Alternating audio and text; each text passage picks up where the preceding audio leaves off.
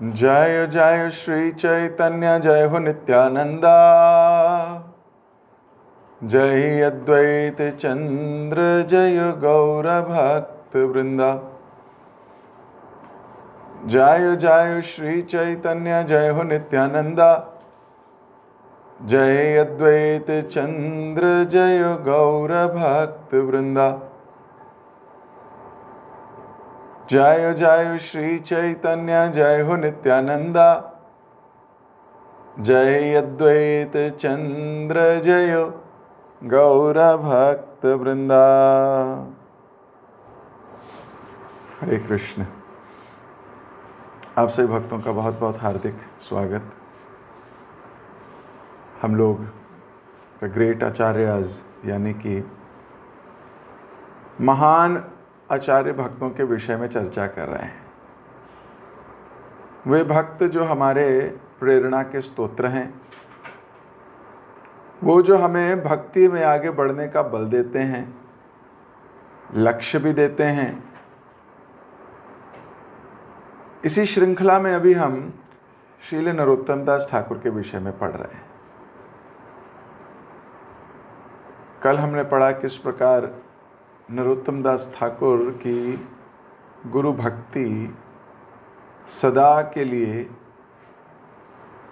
एक आइडियल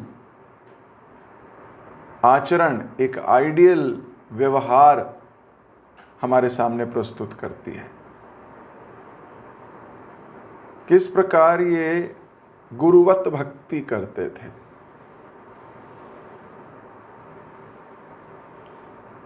कल हम पहुंचे थे कि नरोत्तम दास ठाकुर के माता पिता की ओर। किस प्रकार नरोत्तम दास ठाकुर के माता पिता पुत्र वियोग के कारण बड़े मृतवत ही हो गए थे। न जाने इतने साल वो कैसे अपने जीवन को धारण किए बैठे थे। बिल्कुल आशा नहीं है कि अपने लाडले पुत्र या राजकुमार के मुख को देखने का फिर अवसर मिलेगा। कोई आशा नहीं है।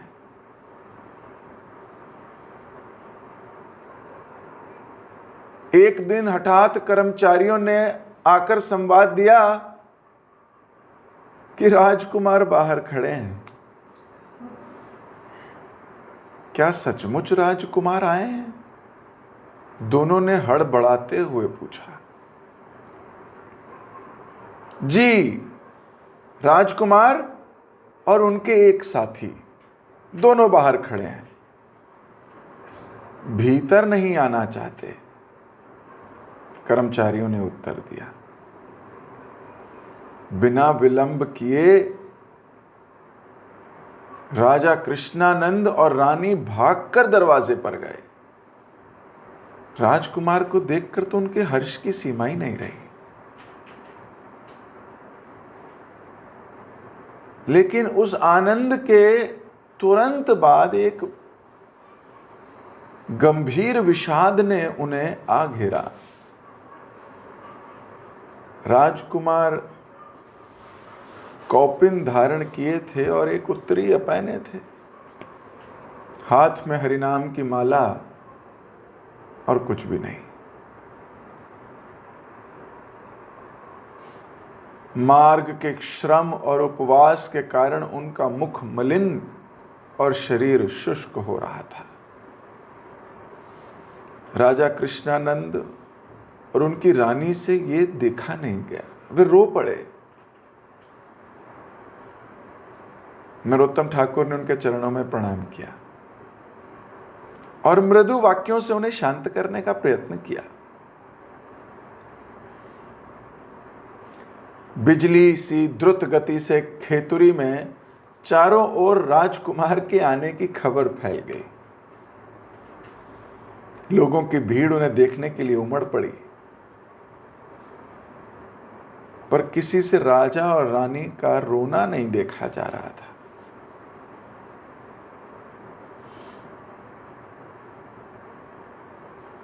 किसी प्रकार राजा कृष्णानंद ने अपने आप को संभाला और राजकुमार से अंदर जाने का अनुरोध किया।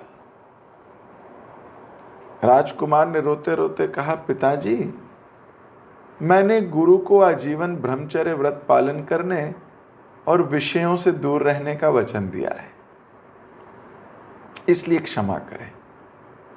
मैं आपके संसार में प्रवेश नहीं करूंगा। मेरा यहां राजधानी में रहना भी उचित नहीं है,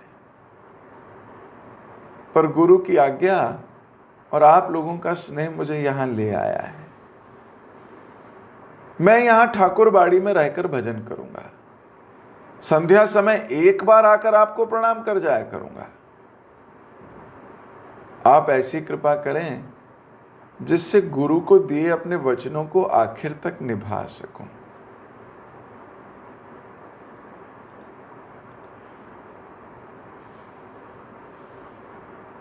पिता से कह रहे हैं कि गुरु आज्ञा पालन करने के लिए मुझे कृपा करें।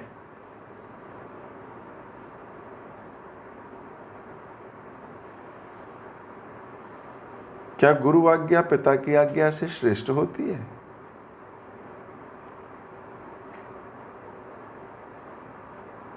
क्या गुरु आज्ञा के लिए पिता की आज्ञा को भी ठुकराया जा सकता है?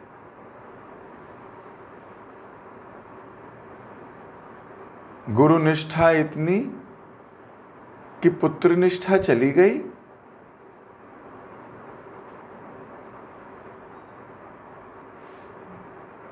कि भौतिक संसार इसको क्या समझेगा? कुछ नहीं समझ सकता।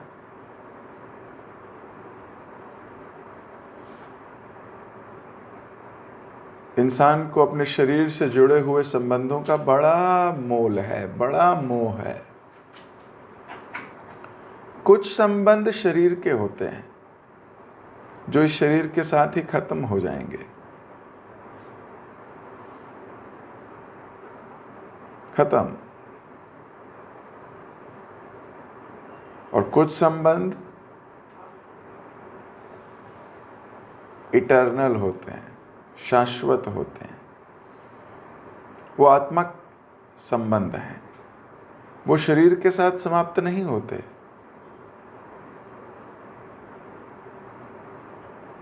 गुरु शिष्य का संबंध तो शाश्वत संबंध है।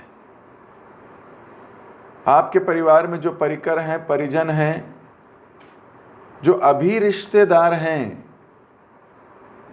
भाई है, बंधु है, चाचा हैं, ताया हैं, अगले जन्म में आप उनके पिता बन के भी पैदा हो सकते हो। इस जन्म में जो आपके पिता हैं, अगले जन्म में वो आपके बेटे भी हो सकते हैं।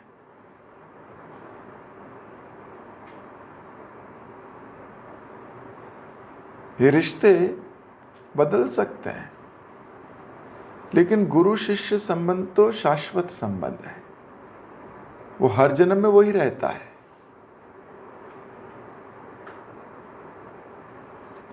कई बार अग्नि के समक्ष हस्बैंड वाइफ फेरे ले रहे होते हैं तो बोलते हैं, 7 जन्म मैं तुम्हारी बीवी रहूं। ऐसी उनकी अभिलाषा होती है, पर जरूरी नहीं है ऐसा हो। और वो भी सिर्फ 7 जन्म। अरबों खरबों जन्मों के इस सिलसिले में 7 जन्म तो एक चुटकी के बराबर ही हैं।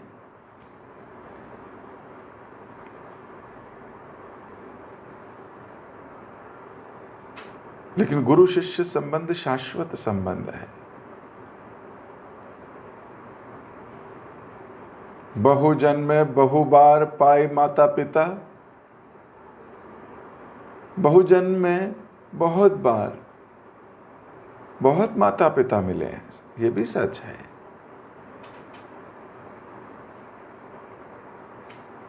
नरोत्तम दास ठाकुर इस बात से पूर्णतः आश्वस्त हैं कि मैंने गुरु को आज्ञा दी है, मतलब गुरु ने मुझे आज्ञा दी है कि मैं विषय और संसार से थोड़ा दूर रहूं। तो मैं नहीं आऊंगा आपके घर, मैं आपके राज्य में भी नहीं आऊंगा, रहूंगा नहीं। हर वो भक्त जो बहुत सिंसियर है, अपने माता पिता का भी उद्धार करना चाहता है। माता पिता को कई बार पता ही नहीं होता उनका उद्धार होगा कैसे। वो सोचते हैं हमारी जरूरतें पूरी करता रहे तो हमारा उद्धार हो रहा है, हम खुश हैं। ये मूर्खता है। वास्तव में पिता का माता का उद्धार होता है जब कोई बच्चा भक्त बनता है। 21 पीढ़ियों को वो भगवत धाम ले जा सकता है, 21 जनरेशन्स को। और अगर हम अपने बच्चों को ये गुण ना दें और केवल भौतिकता सिखाते रहें तो वो आपके शरीर की हो सकता है थोड़ी सेवा कर ले, लेकिन आपको फिर अगले जन्म में इसी संसार में किसी जगह फिर पिटना होगा। लेकिन अगर वो भक्त बन गया तो वो आपको तार के ले जाएगा। वो भक्त बन गया तो दिव्य विमान आएगा आपको लेने के लिए विष्णु दूतों के साथ। लेकिन जीव इसको समझ नहीं पाता। बार बार देहात्म बुद्धि उसको घेर लेती है। बार बार ये शरीर होने का अभिमान, ये शरीर होने का जो उसका अहंकार है, ये इसको जकड़ लेता है। जब तक हम भक्तों के संग में आते हैं तो सोचते हैं हम आत्मा हैं, पर जैसे ही भक्तों का संग दूर होता है हम फिर वही शरीर बन के इस संसार में जीने लगते हैं। नरोत्तम दास ठाकुर एकदम क्लियर है। बोल रहे मैं गुरु की आज्ञा है, गुरु की आज्ञा है कि मैं यहां आऊं तो मैं आ गया, पर गुरु ने मुझे ब्रह्मचारी और संसार या विषयों से दूर रहने को कहा है। राजा कृष्णानंद का कुछ और कहने का तो साहस ही नहीं हुआ।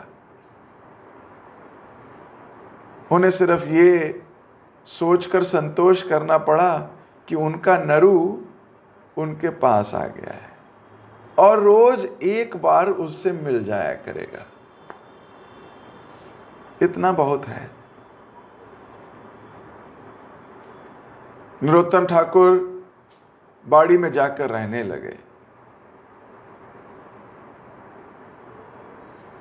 वे स्वयं पाक करके एक बार आहार करते, दिन में एक बार खाते थे।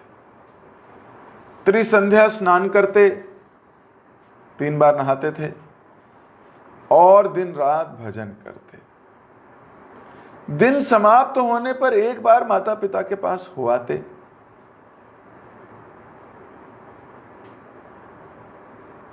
कुछ दिन बाद उन्हें श्री श्यामानंद के संबंध में श्री जीव गोस्वामी की आज्ञा का स्मरण हो आया। उन्होंने 2 आदमियों के साथ उन्हें उड़ीसा भेजने का प्रबंध कर दिया। श्रीनिवास आचार्य तो पहले ही बिछुड़ चुके थे। आज अपने जीवन के एक और साथी श्यामानंद से भी बिछुड़ते हुए उन्हें बड़ा दुख हो रहा था। स्वयं चलकर पद्म नदी के तट तक उन्हें पहुंचाया। श्यामानंद नौका पार आरूढ़ हुए। नरोत्तम ठाकुर तीर पर खड़े देखते और आंसू बहाते रहे।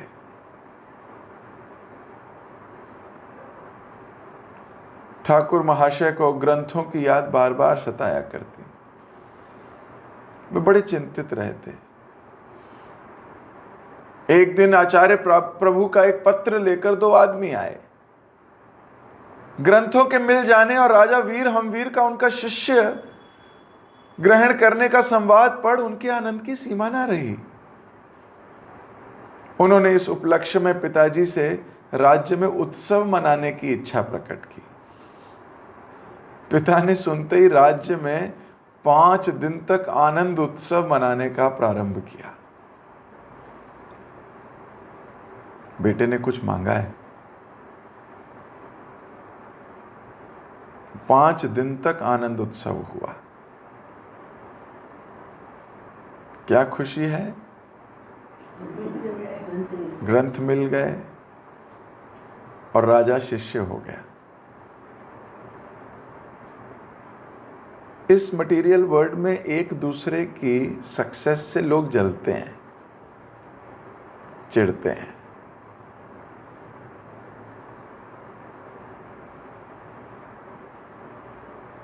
भक्तों की सभा में ऐसा कभी नहीं होता।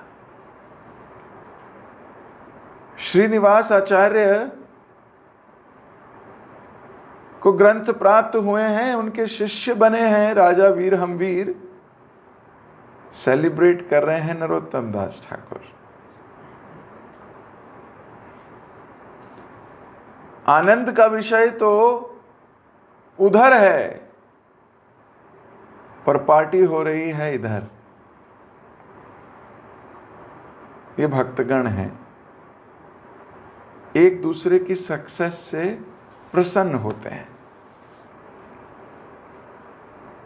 नहीं तो इस संसार में दो चार दोस्त हों, एक दोस्त बहुत आगे निकल जाए तो लोग जेलस हो जाते हैं, चाहे भक्ति में या मटेरियल वर्ल्ड में ही सही, चिढ़ने लगते हैं। भक्त तो वो है जो एक दूसरे की सक्सेस को सेलिब्रेट करता है।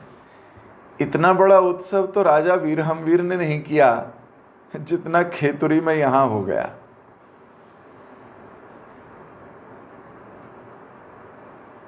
पांच दिन तक उत्सव। अब सोचिए उत्सव कैसे रहा होगा। सुबह का ब्रेकफास्ट, दोपहर का लंच, रात का डिनर। कितने दिन? 5 दिन। और फिर कीर्तन पूरा मेले तरह सजा दिया। सारे मृदंग वादक, सारे करताल वादक, सारे डांस करने वाले, 3-5 दिन छुट्टी लगातार। क्या हुआ है? ग्रंथ मिल गए। और किसके? मेरे गुरुदेव के। श्रीनिवास आचार्य तो गुरुवत ही है ना इनके। गुरु खुश हैं, सीनियर्स आर हैप्पी, उनको ग्रंथ मिल गए, यहां पार्टी हो रही है। This is Vaishnavism.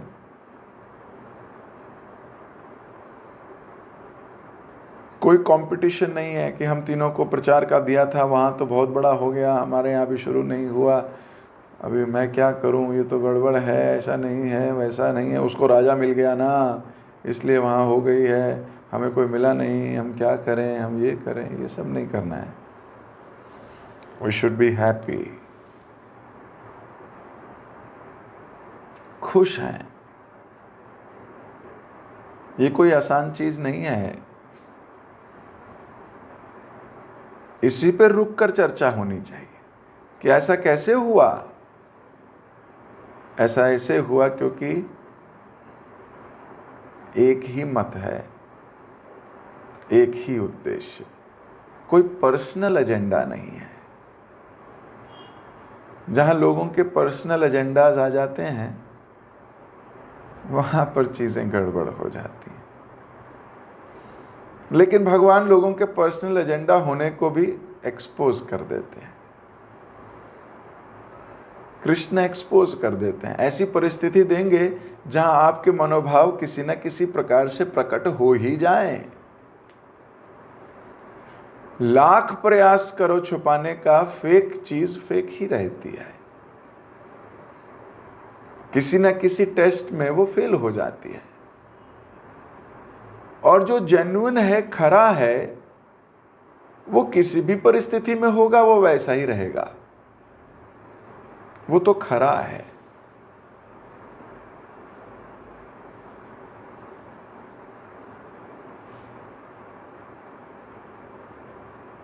तो यहां उत्सव हो रहा है।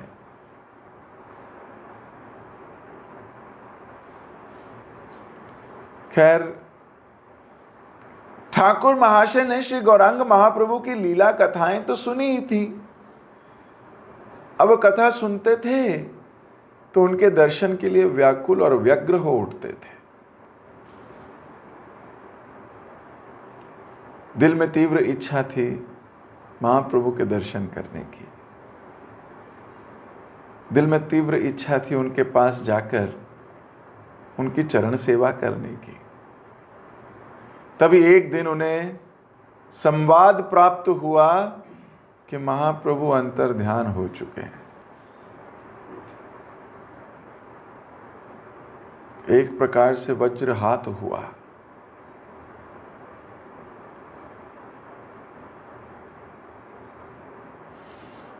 तू आदर्शन देहि दरल गरले।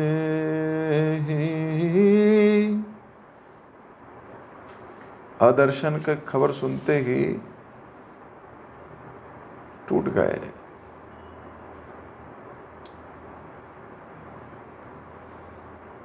उनका आदर्शन उनके प्राण को शूल की तरह भेदता रहा।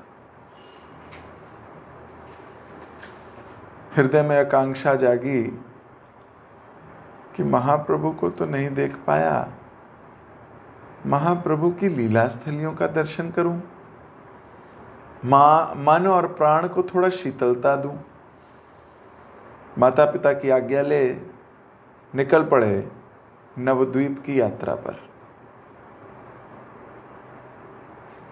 द्रुत गति से चलते हुए जैसे नगर के निकट पहुंचे, उनके पैर सहसा अचल हो गए, रुक गए, चल नहीं पा रहे, एक भाव समाधि में डूब गए हैं। अभी नगर में नहीं घुसे हैं। सोचने लगे मैं कहां जा रहा हूं, क्यों जा रहा हूं, नदियां क्या अब नदियां है? जहां गौर सुंदर पार्श्वों सहित नृत्य कीर्तन किया करते थे, वहां तो अब कीर्तन ध्वनि की जगह भक्तों का करुण क्रंदन ही सुनाई पड़ेगा। जहां प्रेम की बाढ़ आया करती थी, वहां विरह की अग्नि चारों ओर सुलग रही होगी। मैं उस सुलगत धधकती नगरी में प्रवेश करके करूंगा क्या?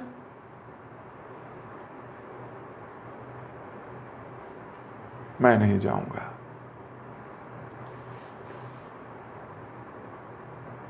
मैं इस अग्नि में नहीं जाऊंगा। पर उनके पैर पीछे भी नहीं मुड़ रहे थे। इतना चलाया,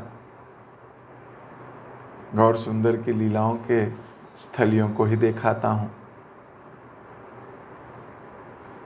थोड़ा साहस बटोरा और जैसे ही आगे बढ़े, उन्होंने एक परम तपस्वी और तेजस्वी वैष्णव साधु को देखा। उससे महाप्रभु के घर का रास्ता पूछा। साधु उनके तेजपूर्ण कलेवर और भाव भंगिमा को देख समझ गया कि ये कोई विशेष गौर अनुरक्त प्रेमी भक्त है। कौतूहलवश उनसे पूछा, तुम कौन हो बापू? मैं खेतरी ग्राम का निवासी हूं, नरोत्तम ठाकुर ने उत्तर दिया। उस समय आचार्य प्रभु नरोत्तम ठाकुर महाशय और श्यामानंद के नाम का प्रचार तो सारे गौड़ देश में हो ही रहा था। ग्रंथों की चोरी और उनकी प्राप्ति की कहानी भी सबने सुनी थी। नरोत्तम का नाम सुनते ही साधु ने उन्हें प्रेम से आलिंगन करते हुए कहा, मैं अभागा शुक्लांबर हूं।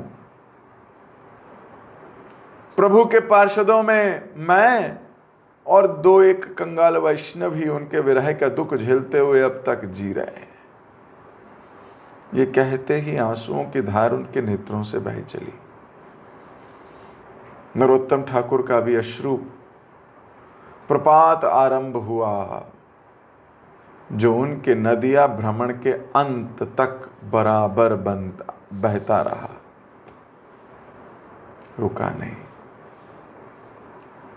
शुक्लंबर नरोत्तम को महाप्रभु के घर ले गए।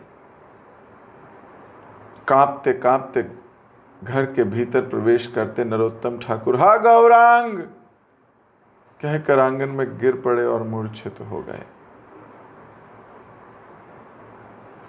दामोदर पंडित और ईशान अभी वहां थे।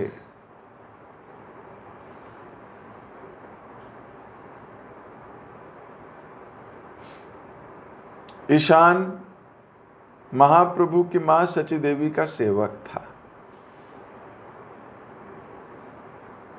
उनके पश्चात वे विष्णुप्रिया देवी की सेवा करते थे। विष्णुप्रिया के गोलोकवास के पश्चात दोनों पागल जैसे हो गए थे। महाप्रभु के शून्य घर में अब उन दोनों के सिवा और कोई नहीं था। शुक्लांबर ब्रह्मचारी से नरोत्तम ठाकुर का परिचय प्राप्त कर दोनों ने उन्हें प्रकृतिस्थ करने की चेष्टा की। बाहरी ज्ञान आया और कहा, नरोत्तम हमारा दुख देखो और उसे देखकर अपना दुख हल्का करो। हमें महाप्रभु का ये घर व्याघ्र जैसा लगता है, फिर भी हम इसी में पड़े हैं। बताओ हम क्या करें, कहां जाएं? दामोदर पंडित तब ठाकुर महाशय को महाप्रभु के घर के सब कक्ष और उनके द्वार व्यवहार की गई वस्तुओं को दिखाने लगे। देखो ये महाप्रभु की ठाकुरबाड़ी है, देखो ये शची माता का शयन ग्रह है, देखो ये प्रभु का शयन ग्रह है, ये उनकी छैया है, अभी तक उठाई नहीं गई है। जिस अवस्था में प्रभु इसे छोड़ गए थे उसी अवस्था में है। यह प्रभु का पटवस्त्र है, ये उनका जलपात्र है, ये उनके नुपुर हैं, ये उनकी चरण पादुका है जिनकी विष्णु प्रिया सेवा किया करती थी। तब बाहर निकलकर ठाकुर महाशय ने महाप्रभु के सब लीला स्थल देखे, जहां वे शैशव में क्रिया करते, उठते, बैठते, घूमते, फिरते, कीर्तन करते, पार्षदों के साथ बैठकर इष्ट गोष्ठी करते।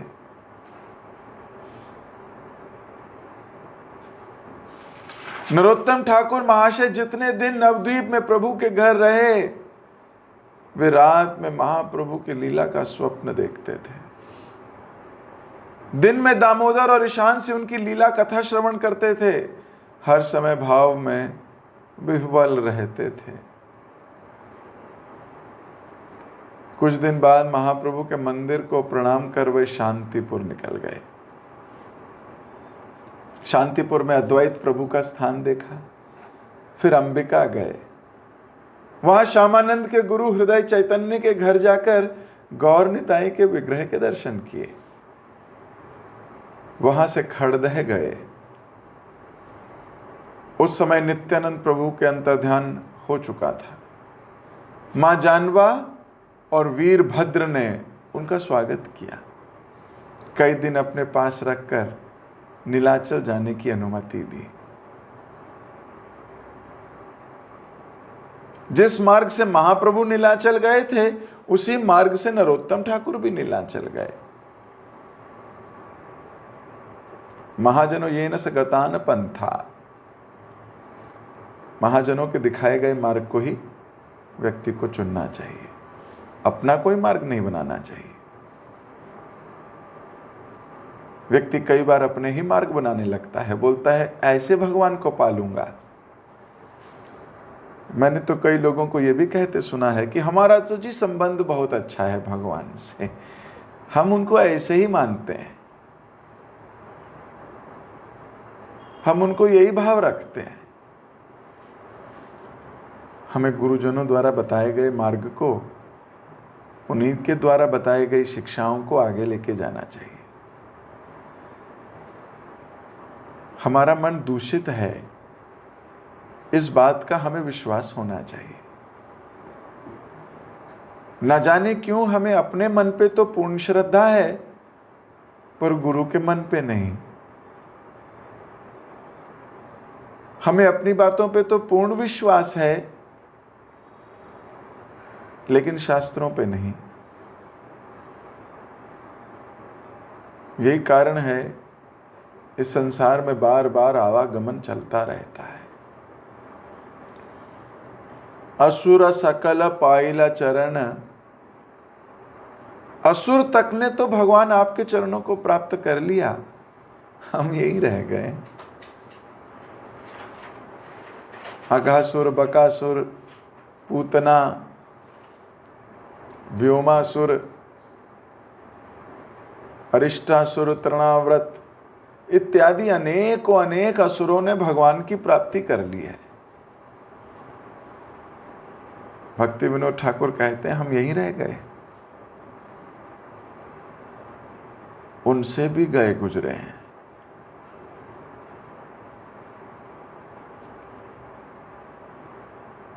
तो हमें विश्वास होना चाहिए कि हमारे शास्त्र, हमारे गुरुजनों की वाणी में पूर्ण सत्यता है। उसे पालन करने से जीव का कल्याण होगा। अपने मन को इतनी इंपॉर्टेंस नहीं देनी चाहिए।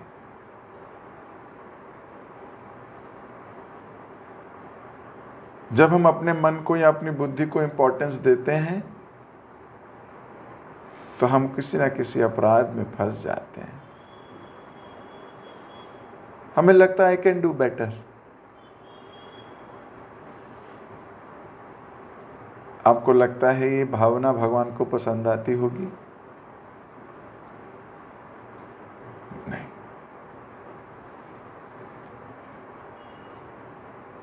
नरोत्तम ठाकुर उसी मार्ग से गए। नीलाचल पहुंचकर वे पहले गोपीनाथ आचार्य के घर गए। प्रभु के नवद्वीप विहार के संगी उस समय नीलाचल में मात्र वे ही थे। गोपीनाथ आचार्य ने उन्हें पहले जगन्नाथ जी के दर्शन कराए, तब श्री गौरांग महाप्रभु के वास स्थली काशी मिश्र के घर ले गए।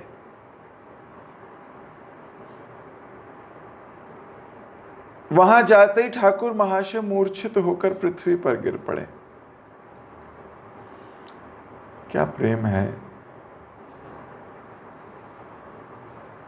हम सब भी गए हैं ऐसी स्थलियों में, लेकिन ऐसी दिव्य तरंग नहीं उठती।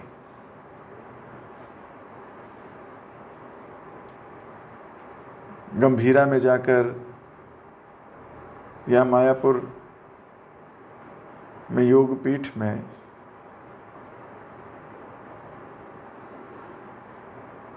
महाप्रभु को ना पाने का इतना विरह नहीं सताता।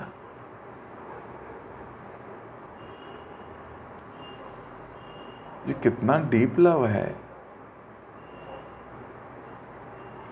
जो इतना व्यक्ति को मर्महित कर देता है कि वो अपने इमोशंस पे, अपने शरीर तक पे कंट्रोल खो देता है।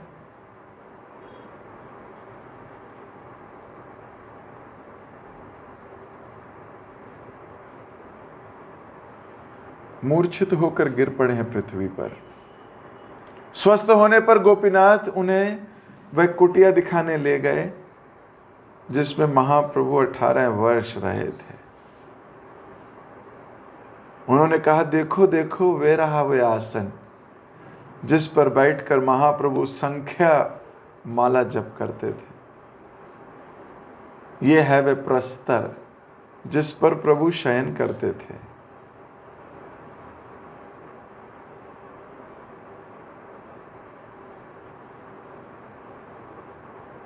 ये उनकी पादुका है।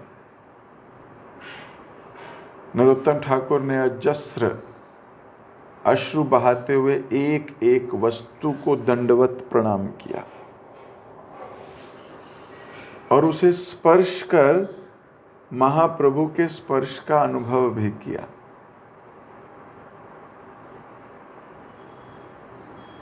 अब महाप्रभु तो है नहीं, उनकी छुई हुई चीज को खुद छू के महाप्रभु को छूने का फील कर रहे हैं।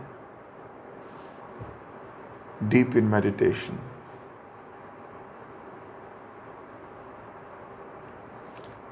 हृदय का संताप दूर करने के लिए वे उस पवित्र भूमि पे लोटे पोटे और वहां की रज को अपने सर पर धारण किया। उसके पश्चात बाहर जाकर कुछ दूर उन्होंने उस कुटिया को देखा जिसमें स्वरूप दामोदर रहते थे। प्रभु के वियोग में तो स्वरूप दामोदर का हृदय फट गया था। प्राण पखेरु तो उड़ चुके थे। वहां भी लोट पोट कर उन्होंने अपने हृदय की दारुण व्यथा को कुछ हल्का किया।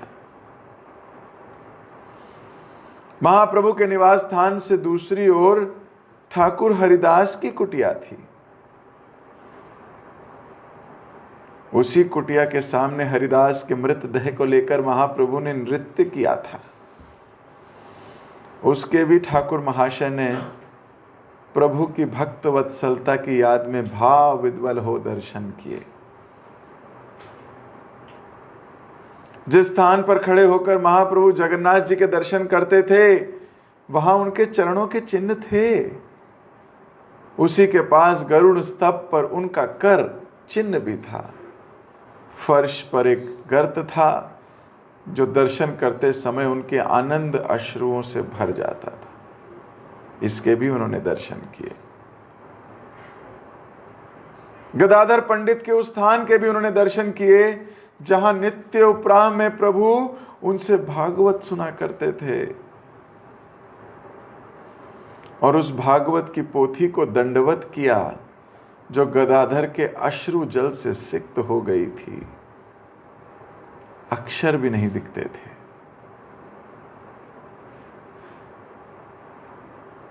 नीलाचलवासी महाप्रभु के मुख्य उन भक्तों से भी उन्होंने भेंट की जो अभी वहां विद्यमान थे। उनमें शिखी महिती, कनाई खुटिया, मंगराज और रामानंद के भाई वाणीनाथ प्रधान थे। नीलाचल वासी तो सभी महाप्रभु के अनन्य भक्त थे। सभी महाप्रभु का नाम लेते रो देते थे।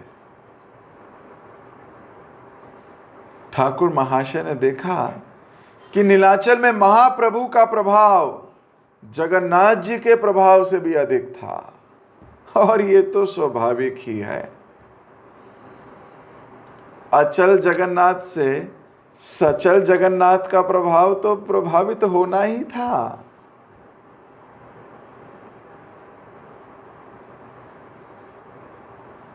सचल जगन्नाथ अचल जगन्नाथ से ज्यादा अधिक महत्व रखते हैं। नीलाचल महाप्रभु के प्रेम से बंधा है। ये देखकर नरोत्तम दास ठाकुर को बहुत आनंद हुआ। नीलाचल से विदा होकर ठाकुर महाशय उड़ीसा के नरसिंहपुर गए, वहीं जहां श्यामानंद जी रहते हैं। वहां कई दिन तक उनके आगमन की खुशी में आनंद उत्सव हुआ।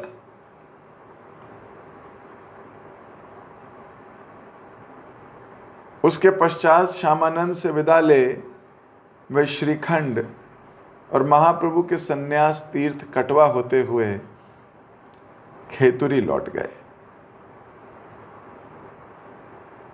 अभी तो नवयुवक हैं, नव यौवन है, लेकिन एक नवयुवक की ऐसी अनन्य प्रेम भक्ति,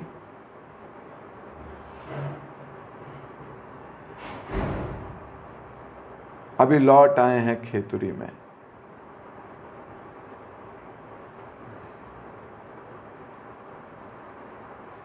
तो खेतुरी की आगे की लीला अब मैं आगे कहूंगा। अभी तो अपनी वाणी को विराम दे रहा हूं। खेतुरी में कल कुछ और दिव्य होने वाला है।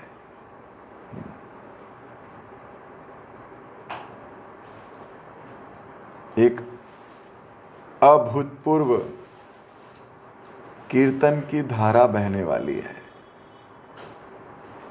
विग्रहों की स्थापना होने वाली है।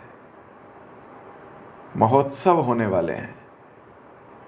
इसके विषय में कृष्ण ने चाहा तो कल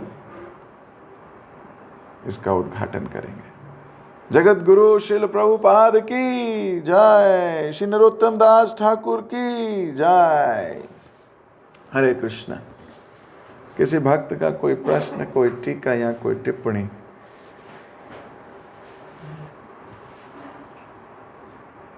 ओके।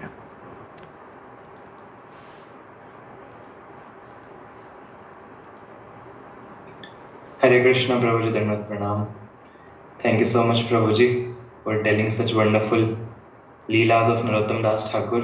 आप पिछले कुछ दिनों से बता रहे हैं, लेकिन हर दिन उनको कुछ ना कुछ एक नया गुण निकल के सामने आता है। बट जो अंडरलाइन गुण है उनका, वो गुरु भक्ति। आज भी गुरु भक्ति से शुरुआत हुई नरोत्तम दास ठाकुर की। कितने ज़्यादा गुरु की आज्ञा से आसक्त थे नरोत्तम दास ठाकुर। गुरु ने बोला है कि खेतुरी में जाओ तुम, क्योंकि प्रचार करना है, तो खेतुरी में चले गए, लेकिन उसके साथ बोला है कि संसार में भी प्रवेश नहीं करना। तो दोनों सीमिंगली कॉन्फ्लिक्टिंग चीज़ें हैं कि खेतुरी में जहाँ मेरा परिवार रहता है, जहाँ मेरे वो लोग रहते हैं जो मेरे प्रियजन हैं, उनके पास जाना है, और साथ में गुरु ने ये भी बोला है कि संसार में प्रवेश नहीं करना, अखंड ब्रह्मचारी बन के रहना है। तो कितना मुश्किल होगा, मतलब भौतिक लोगों के लिए तो बहुत मुश्किल होगा, क्योंकि आपने बताया कि जहाँ भक्तों के संग में रहता है वहाँ तक बल मिलता है, लेकिन जैसे ही प्रिय वस्तु सामने आती है, जहाँ आसक्तियाँ हैं वहाँ उसके सामने हम आते हैं तो पिघल जाते हैं, अटैचमेंट्स की वजह से बह जाते हैं। लेकिन नरोत्तम दास ठाकुर और दृढ़वती हो रहे हैं। वो गए अपने प्रियजनों के पास, अपने माता पिता के पास, अपने भाई बंधुओं के पास, लेकिन वहाँ पे वो बोल रहे हैं कि मेरे गुरु आगे प्रधान है। गुरु ने बोला है कि यहाँ पे आना है, इसलिए आया हूँ, लेकिन साथ ही मना भी करा है संसार में प्रवेश नहीं करना, तो संसार में प्रवेश नहीं करूँगा। तो आज्ञा से बहुत ज़्यादा आसक्ति नरोत्तम दास ठाकुर की यहाँ पे निकल के आती है। ब्रो, जो सेकंड पॉइंट आपने बताया कि जैसे ही ग्रंथ मिले नरोत्तम दास ठाकुर का मन बहुत पुलकित हो रहा है, बहुत खुशी हो रही है श्रीनिवास आचार्य को ग्रंथ मिल गए। एंड आपने ये भी मेंशन करा, और बहुत सारे रीजंस है कि ऐसा क्यों नहीं हुआ, कि वो कॉम्पिटिटिव स्पिरिट में नहीं है, अनहेल्दी कॉम्पिटिशन नहीं है उनके साथ, मोटिव एक ही बना के चल रहा है, और समन्वय है आपस में दोनों का, और फिर अल्टीमेटली जो परंपरा है उससे समन्वय है। और सबसे बड़ी बात है कि दोनों के बीच में बहुत गहरा प्रेम है, और जहाँ प्रेम है वहाँ पे समन्वय, संतोष, ये सब अपने आप आ जाएंगे। तो बहुत प्रगाढ़ प्रेम दोनों ने आपस में संबंध बना के रखा है, जिसकी वजह से यदि श्रीनिवास आचार्य के साथ कुछ अच्छा हो रहा है तो नरोत्तम दास ठाकुर बहुत खुश हो रहे हैं। अभी नरोत्तम दास ठाकुर के साथ कुछ अच्छा होगा, श्रीनिवास आचार्य बहुत खुश होंगे। जेन्युइन फीलिंग्स पे काम कर रहा है। कोई भी ऐसा नहीं है कि चेहरे पे कुछ बोलता है और पीठ पीछे जाके कुछ और बोलने लगता है, या फिर भावनाएं बदल जाती हैं। बहुत जेन्युइन है दोनों, और नरोत्तम दास ठाकुर भी श्रीनिवास आचार्य के लिए। ना आपने एक चीज़ और मेंशन करी कि कोई मोटिव नहीं है, मेन मोटिव के अंदर अपना कोई मोटिव लेके नहीं चल रहे, वो कोई सिस्टम नहीं बना रखा अपने मेन सिस्टम के अंदर, और अलाइनमेंट एकदम स्ट्रेट है दोनों की, कहीं भी ब्रांचिंग नहीं हो रही, एक अलाइनमेंट पे काम करता है कि जो हमारी परंपरा है उसकी प्रसन्नता के लिए हमें कार्य करना है। प्रभु जी, आज आपने वर्चुअली श्रवण के माध्यम से नवद्वीप धाम की परिक्रमा भी करा दी थोड़ी थोड़ी, साथ में हम उड़ीसा से होते नीलाचल भी चले गए और वापस गौड़ देश भी आ गए खेतुरी में। तो वो जो महाप्रभु की लीला स्थान है, तो मैं सोच रहा था कि जब नरोत्तम दास ठाकुर उन लीला स्थानों पर गए होंगे तो उनकी क्या स्थिति रही होगी, क्योंकि जिनकी परंपरा में आए नरोत्तम दास ठाकुर, जिनके बारे में बचपन से इतना श्रवण करा, और वो अब कुछ ही समय पहले अप्रकट भी हो गए। केवल चंद वर्षों का उनमें डिफरेंस आया, और मतलब ऐसा था जिन भगवान को प्राप्त करने के लिए बड़े बड़े ज्ञानी, योगी, ध्यानी ये सब अथक प्रयास करते हैं, बहुत ज़्यादा मेहनत करते हैं, लेकिन फिर भी भगवान प्राप्त नहीं हो पाते। तो ऐसे भगवान के दर्शन प्राप्त करने से नरोत्तम दास ठाकुर कुछ वर्षों से छूट गए। तो ये सोच सोच कर उनका हृदय कितना भारी हो रहा होगा। एंड ऊपर से जब उनकी लीला स्थलियों पर जा रहा है, जहाँ महाप्रभु ने कीर्तन किया, जहाँ महाप्रभु ने जन्म लिया, जहाँ उन्होंने अपनी भजन कुटीर बनाई, जहाँ पे नृत्य करते थे जगन्नाथ जी के सामने, उन स्थलियों को देख के और कितना उनका भाव विवल हो रहा होगा, कितना भारी हृदय होगा। लेकिन साथ में जो भगवान के भक्त हैं वो भी बहुत सहारा देते हैं ऐसे टाइम पे, जब विरह महसूस करो तो भगवान के भक्त ही एक होप बन के आते हैं, वही सहारा देते हैं।